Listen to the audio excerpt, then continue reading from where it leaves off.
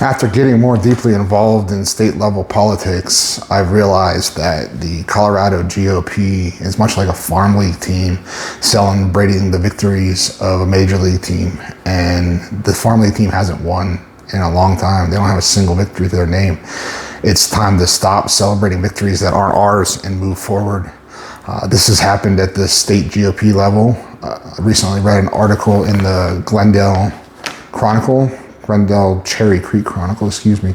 It was an op-ed talking about the great and wonderful successes of the state GOP and the efforts made by Dave Williams, referring to his tutelage. I hate to break it to anybody who doesn't know, but we got our asses kicked in Colorado.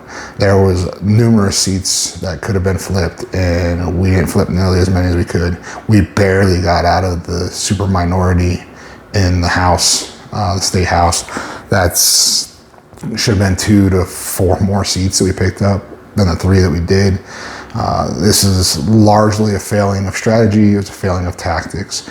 We had state leadership that alienated large donors such as Phil Anschutz, and then have the gall in this article to celebrate it as a David versus Goliath victory, as though it was a good thing that Phil Anschutz didn't donate at the local level just because he didn't like Trump and didn't want to get behind on the Trump train.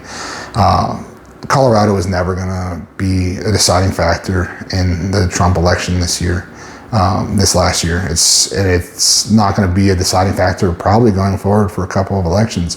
That's just the reality of the situation that we're in.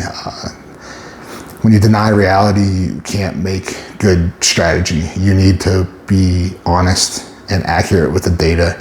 You can't be scaring away donors because they don't agree with the national level candidate, but would happily donate to state and local level candidates if you didn't treat them badly. That sort of behavior can't continue. The costs are just too extreme.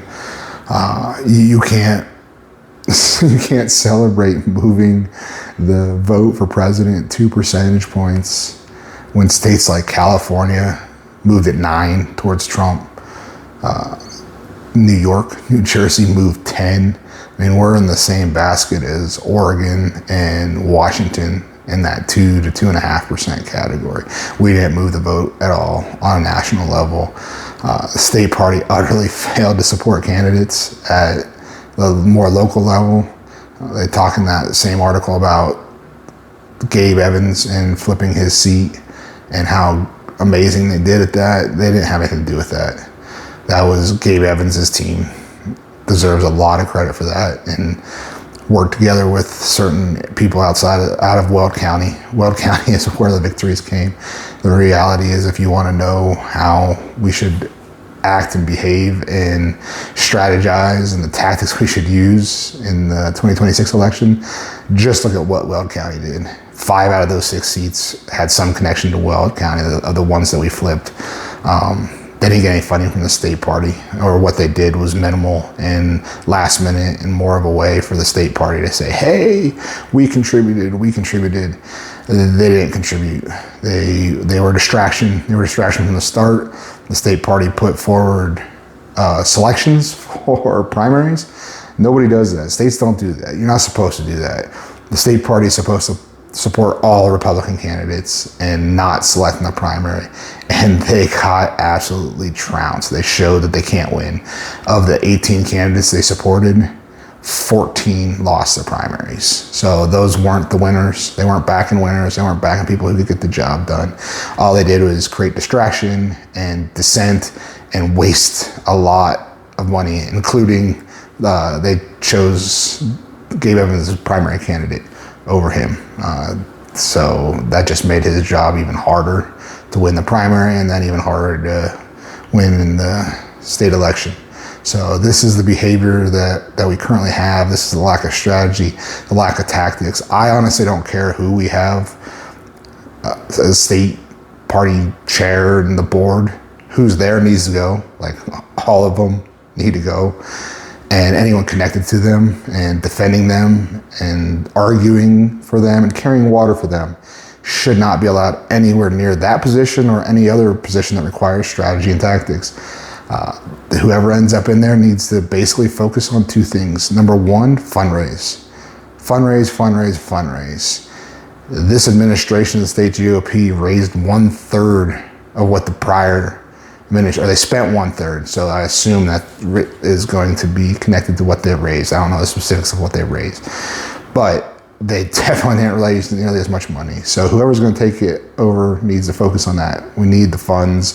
Let's actually flip a few of those seats that we should have flipped this time, get further out of the super minority. Now we're actually in the minority and have a little bit of a say, but we picked up one senator and lost one senator. Like that was a push. That has to be, we have to claw our way back. And then overarching strategy.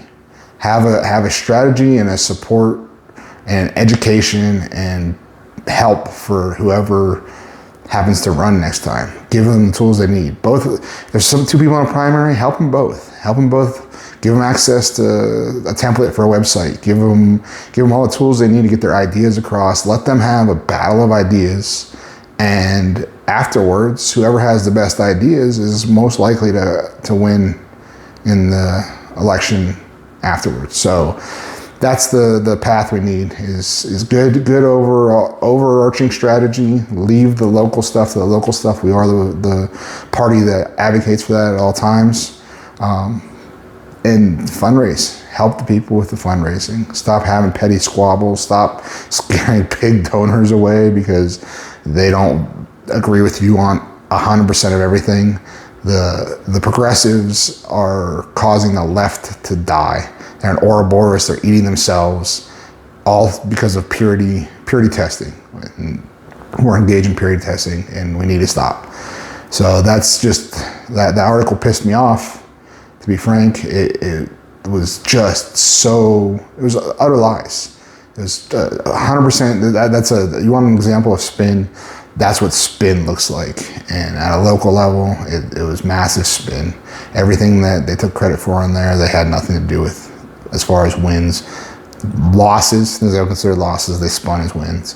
So whoever's coming out for, I believe it's March 29th, if you happen to see this, keep that in mind and vote for somebody who is going to lead the state party forward on the entire board. This has to change. Thanks.